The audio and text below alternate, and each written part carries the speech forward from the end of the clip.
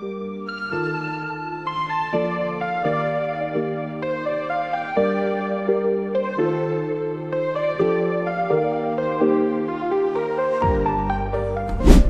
à tous.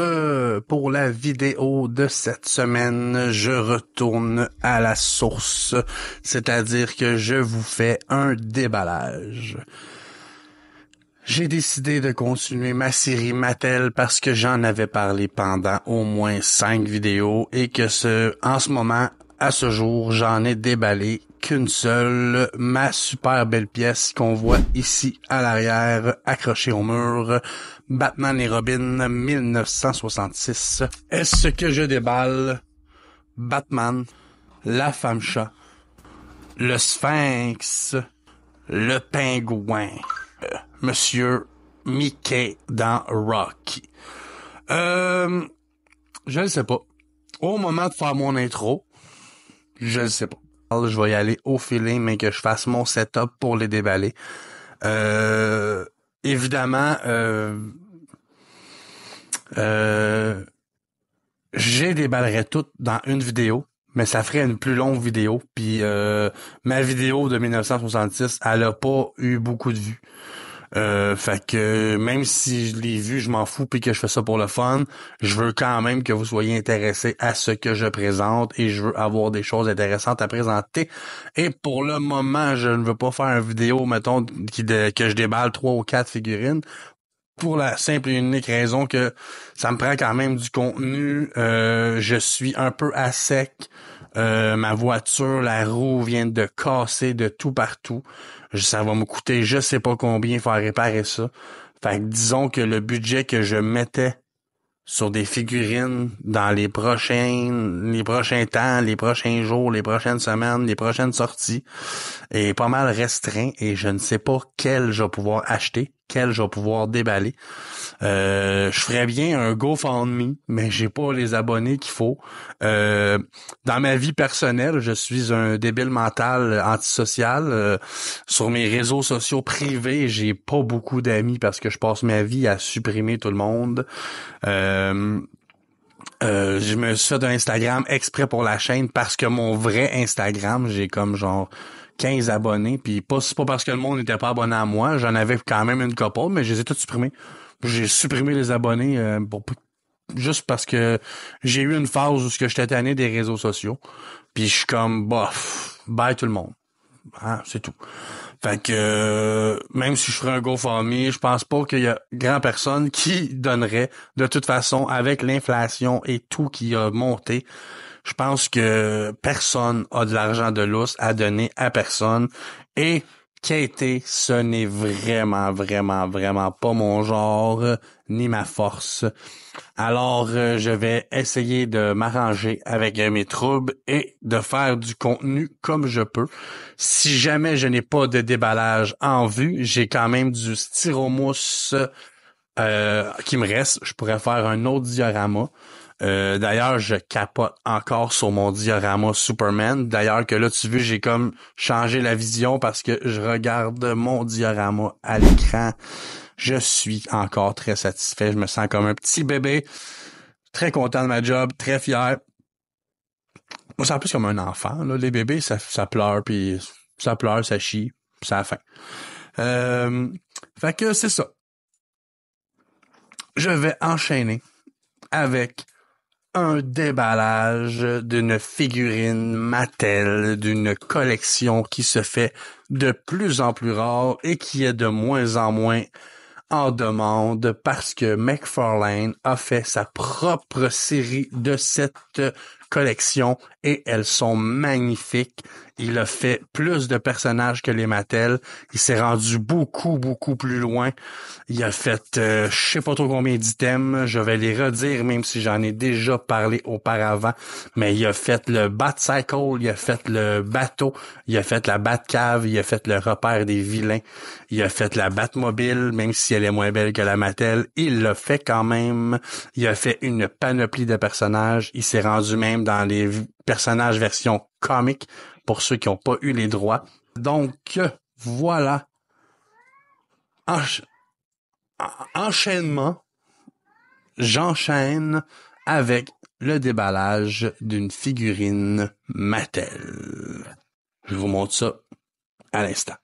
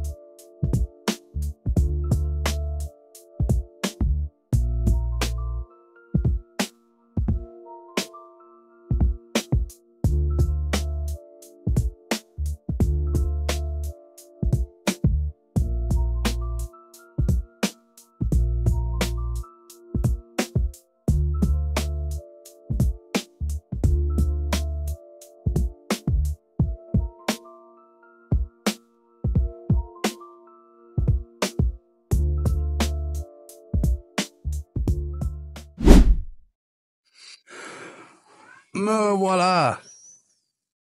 J'espère que vous avez aimé ce petit déballage express. Je suis très content d'avoir encore ces figurines parce que même si McFarlane a fait sa version, comme je le disais avant le déballage, je les trouve quand même belles, les Mattel.